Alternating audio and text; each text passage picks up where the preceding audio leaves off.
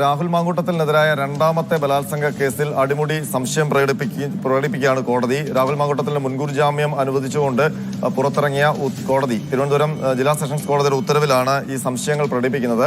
ബലാത്സംഗം എന്ന് പറയുന്ന അതീവ ഗൗരവമായ ഒരു കുറ്റകൃത്യമാണ് ഈ പരാതിയിൽ പ്രതിക്കെതിരെ ഉന്നയിക്കപ്പെട്ടിരിക്കുന്നതെന്ന് കോടതി നിരീക്ഷിക്കുന്നുണ്ട്.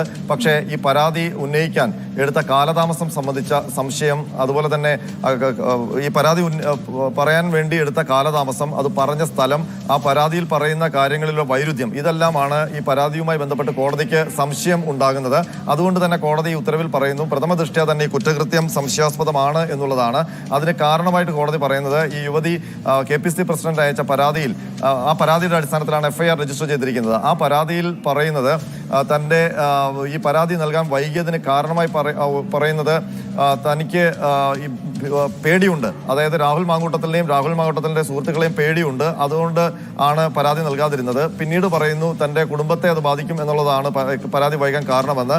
മറ്റൊരിടത്ത് പറയുന്നു, ഈ പ്രതി തന്നെ എപ്പോഴെങ്കിലും വിവാഹം ചെയ്യും എന്നുള്ള പ്രതീക്ഷയിൽ ഇങ്ങനെ കാത്തിരിക്കുകയായിരുന്നു, അതുകൊണ്ടാണ് താൻ പരാതി നൽകാൻ വൈകിയെന്ന്. അപ്പോൾ ഈ പരാതി നൽകാനുള്ള കാലതാമസം സംബന്ധിച്ച് തന്നെ വൈരുദ്ധ്യമാണ് ഈ പരാതിയിലും മൊഴിയിലും നിറയെ എന്ന് കോടതി നിരീക്ഷിക്കുന്നുണ്ട്.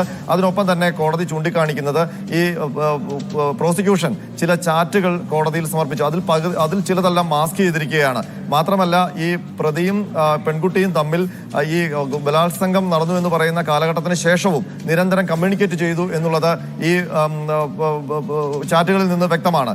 അതിനൊപ്പം തന്നെ ഈ ബലാത്സംഗം ചെയ്തു എന്ന് പറയുന്ന ദിവസത്തിന് ശേഷം, അല്ലെങ്കിൽ ആ സംഭവത്തിന് ശേഷം പെൺകുട്ടി എന്തുകൊണ്ടാണ് അയാൾ പ്രതി തന്നെ വിവാഹം കഴിക്കും എന്ന് പ്രതീക്ഷിച്ചിരുന്നത്, നികൃഷ്ടമായ രീതിയിലുള്ള ഒരു ഉപദ്രവം ഉണ്ടായിട്ടും അങ്ങനെ പ്രതീക്ഷിച്ചത് എന്താണെന്ന് എന്നത് അടക്കമുള്ള സംശയങ്ങളാണ് കോടതി ഇതിൽ ഉൾപ്പെടുത്തിയിരിക്കുന്നത്. അതായത് പ്രോസിക്യൂഷൻ വളരെ വീക്കായിട്ടുള്ള ഒരു കേസാണ് കോടതിയിൽ കൊണ്ട് അവതരിപ്പിച്ചത് എന്നുള്ള കാര്യം ഇതിൽ നിന്ന് വ്യക്തമാണ്. കോടതി ചോദിച്ച പ്രധാനപ്പെട്ട തെളിവുകളോ, അതല്ലെങ്കിൽ അതിനും ഏറ്റവും പ്രധാനപ്പെട്ട ഒരു കാര്യം, പെൺകുട്ടി നൽകിയിരിക്കുന്ന ഈ പരാതി അത് KPC പ്രസിഡന്റിനാണ് നൽകിയിരിക്കുന്നത്. എന്തുകൊണ്ടാണ് ഈ വൈകിയും പെൺകുട്ടി പരാതി നൽകിയപ്പോൾ അത് പോലീസിന് നൽകാതെ KPC പ്രസിഡന്റ് നൽകിയതെന്നുള്ളൊരു നിരീക്ഷണമാണ് കോടതി നടത്തുന്നത്.